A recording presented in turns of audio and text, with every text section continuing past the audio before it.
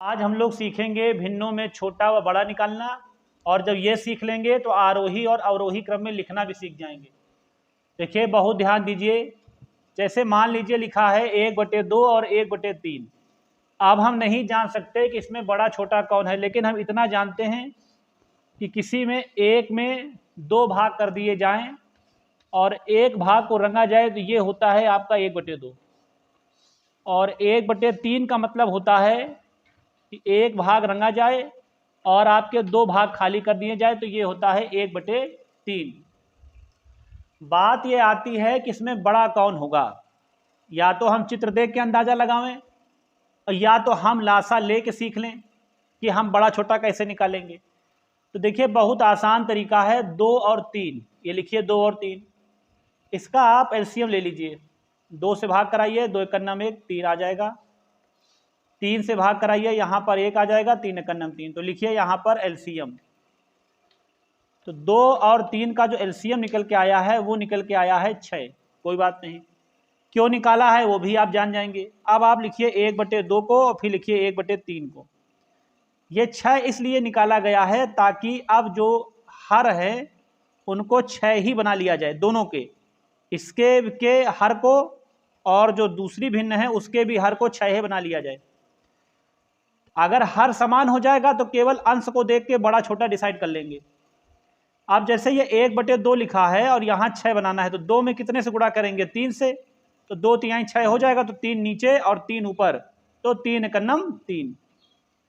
यहाँ 3 है और 6 बनाना है तो आपको 2 से गुणा और ऊपर भी 2 से गुणा, तो 2 एकन्नम 2 और 3 दूनी 6। जरा अलग लिखिए, 3/6 और 2/6। आप हर को मत ध्यान दीजिए, अंश में देखिए ये 3 है ये 2 है। तो अगर कोई कहता है कौन बड़ा है तो आप बताएंगे कि 3/6 2/6 से बड़ा है। आंसर में ये लिखा जाएगा, ये 1/2 का रूप है और ये आपका 1/3 का रूप है। तो आपका 1/2 जो है वो 1/3 से बड़ा हो गया। अगले उदाहरण में हम और बड़ी संख्या देकर दिखाएंगे भिन्नों को लेकर के आरोही व अवरोही क्रम में लिखना। जो सीखा है उसकी सहायता से अब हम आरोही क्रम में लिखना सीखेंगे। असेंडिंग ऑर्डर, डिसेंडिंग ऑर्डर, भिन्न जो है फ्रैक्शन कही जाती है। सबसे पहला काम, तीनों नंबर का एलसीएम निकालो, 3, 4 और 2।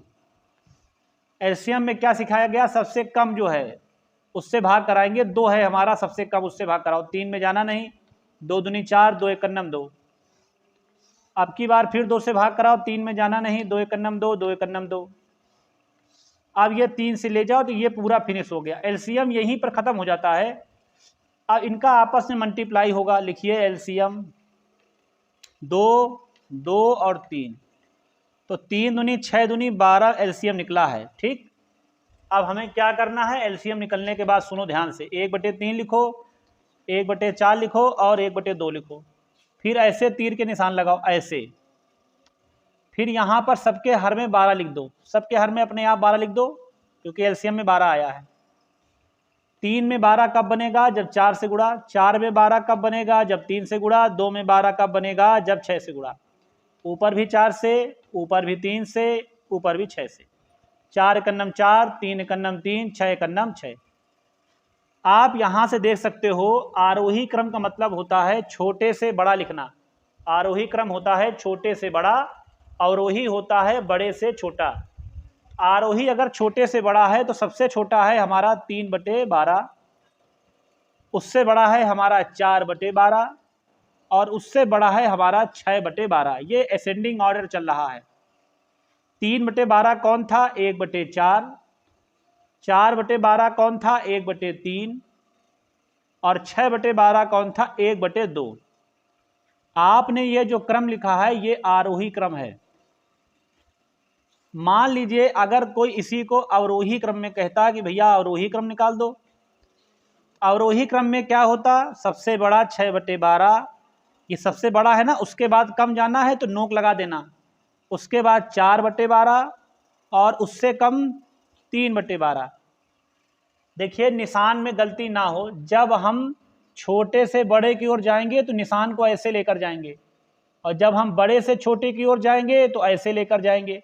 ये नोक छोटे की ओर होती है, तो छोटे की ओर जाना है तो नोक लगा देना। मुंह खुला है बड़े की ओर, तो जब बड़े की ओर जाना तो मुंह को खोल देना। इस प्रकार से हम बच्चों ने भिन्नों को आरोही एवं अवरोही क्रम से लिखना सीख लिया है। अच्छे से अभ्यास करें। मैं आलोक कुमार तिवारी, बहुत बहुत धन्यवाद।